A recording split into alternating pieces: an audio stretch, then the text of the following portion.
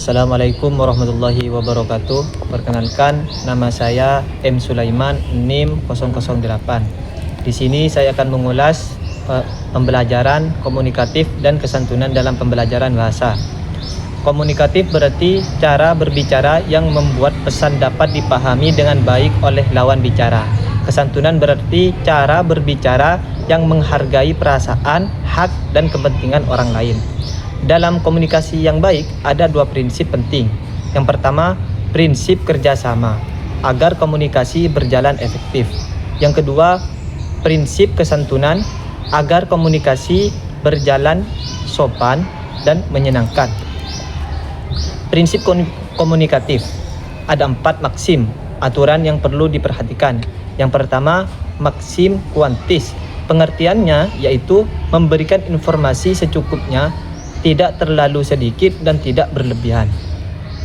Contohnya seperti dialog, ibu, kakak sudah beli gula. Yang benar itu sudah bu, tadi beli 1 kilogram. Yang kurang tepat itu sudah terlalu sedikit tapi ibu belum tahu jumlahnya. Intinya berbicara dengan secukupnya. Dan yang nomor 2 itu maksim kualitas. Pengertiannya yaitu mengatakan sesuatu yang benar dan berdasarkan fakta, tidak berbohong atau mengada-ngada. Tujuannya agar orang lain percaya pada informasi yang disampaikan. Contoh sehari-hari seperti dialog guru, siapa yang belum mengumpulkan tugas? Yang benar itu saya bu, tugas saya belum selesai. Dan contoh lainnya itu seperti teman kita bertanya, apakah jalan menuju pasar macet? Dan menjawabnya itu dengan, tadi saya lewat, memang agak macet, yang benar.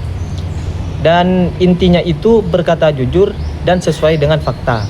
Yang nomor 3 itu maksim relevansi. Pengertiannya itu jawaban atau pembicaraan harus sesuai dengan topik yang sedang dibahas.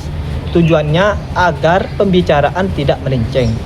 Contoh sehari-harinya, seperti besok ujian jam berapa, dan kita menjawab dengan jam 8 pagi. Dan nomor 4 itu maksim cara. Pengertiannya berbicara dengan jelas, singkat, dan tidak berbelit-belit. Tujuannya agar pesan mudah dipahami. Contohnya dalam sehari-hari itu teman kita bertanya, rumahmu di mana? Di Jalan Melati nomor 10 dekat masjid. Seperti itu jawabannya dengan jelas. Intinya dengan berbicara dengan jelas dan mudah dipahami. B. Prinsip kesantunan. Di sini ada 6 maksim kesantunan. Yang pertama, maksim kebijaksanaan. Pengertiannya itu meminimalkan kerugian orang lain dan memaksimalkan keuntungan orang lain. Tujuan maksim tersebut tidak memaksa dan menghargai orang lain. Contoh sehari-harinya, kalau kamu tidak sibuk, bolehkah saya meminjam bukumu? Kalau sempat, nanti mampir ke rumah saya. Begitu. Untuk intinya mengutamakan kenyamanan orang lain. Dan yang nomor 2 itu maksim kedermawanan. Pengertiannya itu mengurangi keuntungan diri sendiri dan lebih banyak berkorban untuk orang lain. Tujuannya menunjukkan sikap suka membantu. Contoh dalam sehari-hari, biar saya saja mengantar kamu, dan ada lagi, tidak apa-apa, saya yang membersihkan meja. Dan maksim yang nomor 3 itu maksim pujian. Pengertiannya itu meminimalkan cacian kepada orang lain dan memperbanyak pujian dengan bertujuan membuat orang lain merasa dihargai. Contohnya, prestasimu bagus, mungkin akan lebih baik jika suaranya sedikit lebih keras. Misalkan lagi, masakan ibu enak. Intinya lebih banyak menghargai daripada mencela. Dan yang nomor 4 itu maksim kerendahan hatian. Pengertiannya tidak membanggakan diri sendiri secara berlebihan dengan bertujuan menumbuhkan sikap rendah hati. Dengan contoh sehari-harinya itu, dengan teman kita berkata, kamu pintar sekali. Dan kita itu menjawabnya dengan terima kasih, saya masih harus banyak belajar. Dengan contoh lain, keberhasilan ini berkat bantuan teman-teman. Intinya tidak sombong dan tetap rendah hati. Dan maksim yang nomor 5 itu maksim kesetujuan. Pengertiannya mengurangi perbedaan pendapat dan memperbesar kesepakatan dengan bertujuan menjaga hubungan yang baik. Contoh dalam sehari-hari, teman kita berkata, kita belajar kelompok hari Sabtu saja, dan kita itu menjawab, saya setuju. Kalau Sabtu sore bagaimana? Jika berbeda pendapat, kita harus menjawab, saya setuju dengan sebagian pendapatmu, tetapi mungkin ada cara lain yang bisa dipertimbangkan. Intinya, kita dalam maksim tersebut mengutamakan persamaan daripada pertentangan.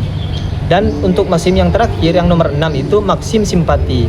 Pengertiannya menunjukkan rasa peduli terhadap keadaan orang lain dengan bertujuan mempererat hubungan sosial.